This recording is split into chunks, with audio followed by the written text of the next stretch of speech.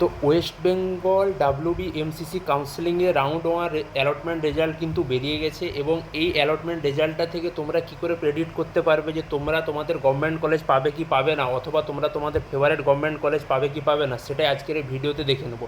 দেখো, এই যে অ্যালটমেন্ট রেজাল্টটা রাউন্ড ওয়ানে বেরিয়েছে, এটিতে তোমরা সবাই ভেরিফিকেশনের পরে বেসিক্যালি এই অ্যালটমেন্টটা বেরিয়েছে, এবং এটিতে যে সিরিয়াল নাম্বারটি দেওয়া রয়েছে, এই সিরিয়াল নাম্বারটাই কিন্তু তোমাদের স্টেট র্যাঙ্ক।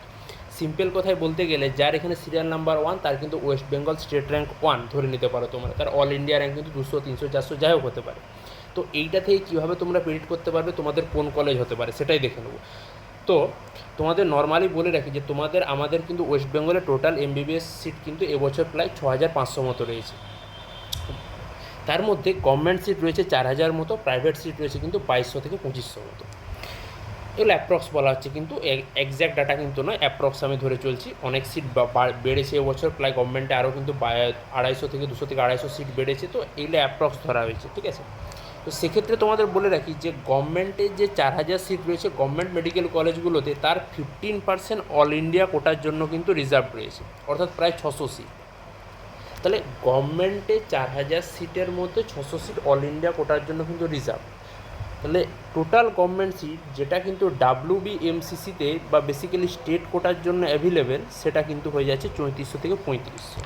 এবারে 3400 থেকে 3500 সিটের মধ্যেও কিন্তু রিজার্ভ রয়েছে 50%, আর অর্থাৎ জেনারেল ক্যাটাগরির জন্য কিন্তু রয়েছে সিট 50%। অর্থাৎ এই 3400 থেকে 3500-র মধ্যে কিন্তু এটাও কিন্তু আমি অ্যাপ্রক্স ধরেই চলছি, অলমোস্ট ধরে নাও এটা জেনারেলদের জন্য রিজার্ভ সিট ধরে নাও এবছর প্রায় অলমোস্ট 55% আছে, প্রায় আমি 50% ধরেই চলছি, ব্যাক অফ দ্য লাইন ধরেই চলছি। তো 1750 থেকে 1700 সিটস হচ্ছে ইউআরদের জন্য এবছর বেসিক্যালি খোলা রয়েছে, তার মধ্যে কাউন্সিলিং। এইবার এই 1750 থেকে 1700 সিট, যেটা 50% অফ এই 3400 থেকে 3500, সেই 1700 সিটেই কিন্তু ইউআরদের জন্য বেসিক্যালি অ্যাভেলেবেল আছে স্টেট কোটাতে। এবার রাউন্ড ওয়ান অ্যালটমেন্টে যাদের কিন্তু ওই যে সিরিয়াল নাম্বার, যেটাকে ওয়েস্ট বেঙ্গল র্যাঙ্ক বলছি, এবার যেটা সিরিয়াল নাম্বার তোমাদের দেওয়া রয়েছে, সেইখানে যাদের কিন্তু র্যাঙ্ক 1700-র মধ্যে বা 1700 থেকে 1800 থেকে 2000-এর মধ্যে, তাদেরই কিন্তু এবছর গভর্নমেন্ট মেডিকেল কলেজ কিন্তু আসবে। আমি কিন্তু ইউআর ক্যাটাগরির কথা বলছি, অর্থাৎ জেনারেল ক্যাটাগরির কথা বলছি। মানে ব্যাপারটা কিছুটা এরকম দাঁড়াচ্ছে যে ধরে নাও এখানে সিরিয়াল নাম্বার 1 থেকে শুরু করে আমি যদি নিচের দিকে চলে যাই, সিরিয়াল নাম্বার এই ধরে নাও 1700-র ঘরে আমি চলে এসেছি। এবার 1700, 35, 36, এই যে ধরে নাও অল ইন্ডিয়া র্যাঙ্ক যাদের 41,952, 41,971 বা 42,000-এর ঘরে, বা যদি আমি আরেকটু বেশিই ধরে চলি, তাহলে ধরে নাও 1900-এর ঘরে যাদের সিরিয়াল নাম্বার রয়েছে, তাদের ক্ষেত্রে ধরে নাও অল ইন্ডিয়া র্যাঙ্ক 46,000, বা অল ইন্ডিয়া র্যাঙ্ক হচ্ছে 46,900, বা অল ইন্ডিয়া র্যাঙ্ক 47,000, 2000-এর ঘরে যদি আমি চলে যাই, তো ধরে নাও 1700 থেকে 2000-এর মধ্যে যাদের কিন্তু বেসিক্যালি সিরিয়াল নাম্বারটি রয়েছে, তারা কিন্তু ইউআর সিটটা পাবে। একই রকমভাবে রিজার্ভ ক্যাটাগরির ক্ষেত্রে বলে রাখি যে যারা ধরে নাও ওবিসি আছে, এসসি আছে, এসটি আছে, অথবা ইডাব্লিউএস আছে, তাদের ক্ষেত্রে ব্যাপারটা কী দাঁড়াচ্ছে, তাদের ক্ষেত্রে যেটা ব্যাপারটা হচ্ছে সেটা হচ্ছে যে তাদের ক্ষেত্রে ওবিসির ক্ষেত্রে এবছর রিজার্ভেশন 8%, এসসির ক্ষেত্রে 22%, এসটির ক্ষেত্রে 6% এবং ইডাব্লিউএসের ক্ষেত্রে 10%। সেই হিসাবে ওবিসির জন্য এবছর রিজার্ভ সিট এই যদি আমি এইখান থেকে হিসাব করি 3300-র মধ্যে, যেটা স্টেট কোটাতে পার্টিসিপেট করছে, তো সেটা ধরে নাও 272, এসসির ক্ষেত্রে 748, 204, 340, এটা ক্যালকুলেট করা হয়েছে এইভাবে যে 3400 ইন্টু ধরে নাও ওবিসি 8% রিজার্ভেশন, তাহলে দাঁড়াচ্ছে হচ্ছে 272টা সিট। একই রকমভাবে এগুলো ক্যালকুলেট করা হয়েছে।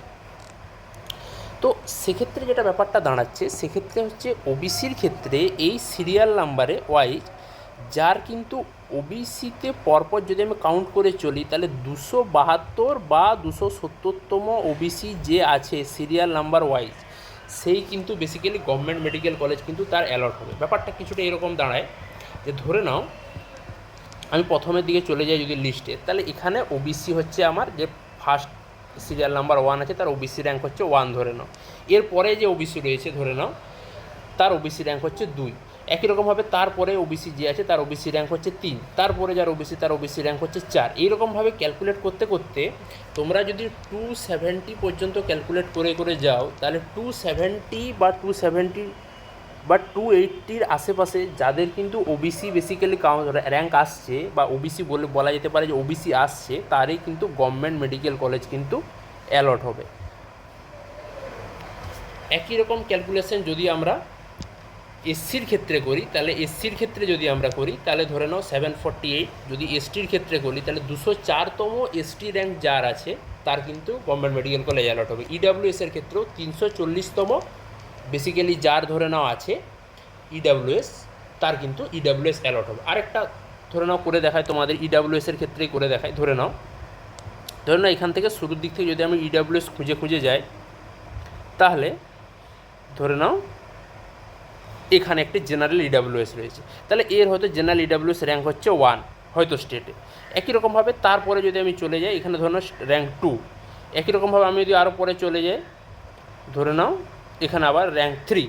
এইভাবে কাউন্ট করতে করতে করতে করতে যেতে যেতে ইডাব্লিউএসের ক্ষেত্রে 340 যখন আমি এসে পৌঁছাবো বা তার আশেপাশে যখন এসে পৌঁছাবো, তখন কিন্তু ইডাব্লিউএস যা থাকবে তারই কিন্তু গভর্নমেন্ট মেডিকেল কলেজ অ্যালট কিন্তু হওয়ার সম্ভাবনাটা অনেকটাই বেশি। তোমাদের আবারও বলে রাখি, এই যে ক্যালকুলেশনগুলো সবগুলো কিন্তু অলমোস্ট অ্যাপ্রক্স দিয়ে করা রয়েছে।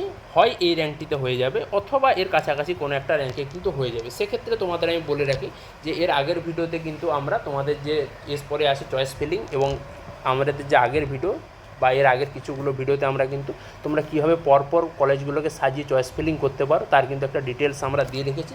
তোমরা চাইলে সেই ভিডিওগুলোকে চেক আউট করতে পারো চয়েস ফিলিংয়ের জন্য। এছাড়াও যদি তোমাদের আর কোনো ডাউট থাকে এই ভিডিও রিগার্ডিং, তাহলে কিন্তু তোমরা সেই ডাউটগুলো কিন্তু নিচে কমেন্টে জিজ্ঞেস করতে পারো। আমরা কিন্তু ডেফিনেটলি সেই কমেন্টে রিপ্লাই করার চেষ্টা করব। চলো, আজকের ভিডিও এতটাই রইল। ধন্যবাদ।